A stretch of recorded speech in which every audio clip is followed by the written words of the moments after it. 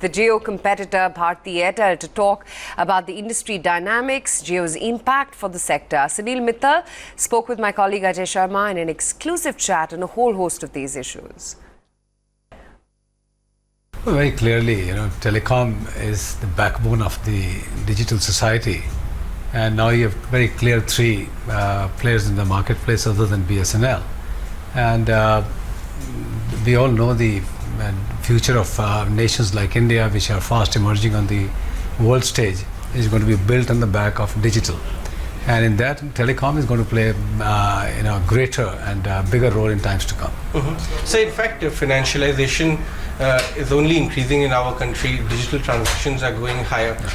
The role of telecom sector and the kind of profitability profile of the sector in the next 4-5 years, do you think it will be more volume based compared to the value? I think volume has already been established. India was always a volume market. As you know, Indian pricing and tariffs have historically been world beaters, have been low, and that is on the back of scale that you have. Very large nation, lots of people using mobile phones, affordability had become the norm, and now that has gone up by 10x on data, 1.5 to 2 times on voice traffic as well. So the volume is there, and thankfully, given the volume, you just need some small marginal tweaks in the tariffing, which will probably bring back the profitability or sustainability that is required for a capital intensive industry like telecom. So, but where do you see in the cycle of the evolution of the sector, where is telecom right now?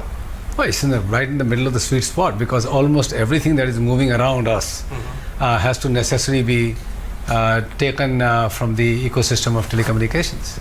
If you look at more and more people using smartphones, more and more people consuming entertainment, consuming banking services, consuming payouts, payments, all walks of life are now sort of transforming themselves into a digital mode, and telecom plays a very formidable role there. So you just said that minor tweaks in tariffs and things will start looking upwards once again. Are you indicating that we are somewhere around the bottom in terms of tariff structure? And people, well, who knows? I mean, you can never say never. We could have never thought we'll be at these levels that we are today, but I would say more and more consumption of data clearly suggests that there is a set pattern emerging in the marketplace of consumption. So if you see, industry yearns for two things: volume growth and pricing increase, so get the right margins. I think one equation has been very well set now is the volume growth. The volume has grown tremendously, and that's why I'm saying the good news there is the tweaks are required on the pricing side is very small. But do you see that happen in the medium term or so? No, you can never predict. I mean, it really depends on the market. You have to fight in the marketplace, you have to compete in the marketplace. And right now we know for the last 2 years the pricing part of the equation has been brutal. So we are also having this chat at a time when the challenger of the industry is completing 2 years in business. How has been these 2 years fighting the competition in the market? On various dynamics, how is it? Well, I think every time a stronger competitor comes in the marketplace, a stronger player comes in the marketplace, you try to get better, you sharpen your skills, you take out waste, you get more customer focused, you get more out into the market, and that's what all good companies do. And these last 2 years have reshaped the landscape of the industry. 7 or 8 companies have completely vanished by way of either closures or mergers or bankruptcies.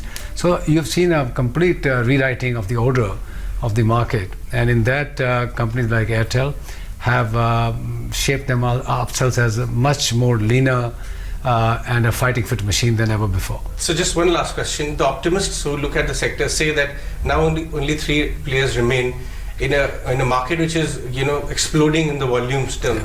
Once the cycle of tariffs start moving upwards, then the delta on profitability will be very high if one were to look out 2, 3, 4 years far out. Do you think this is a fair hypothesis? Yeah, I mean, look, 1.3 billion people to be served by 3 operators has to be seen as a dream run.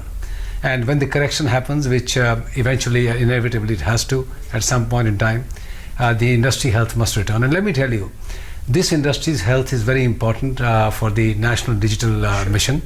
Very large investments are required. This is a capital intensive industry. 5G is knocking on the doors of this industry.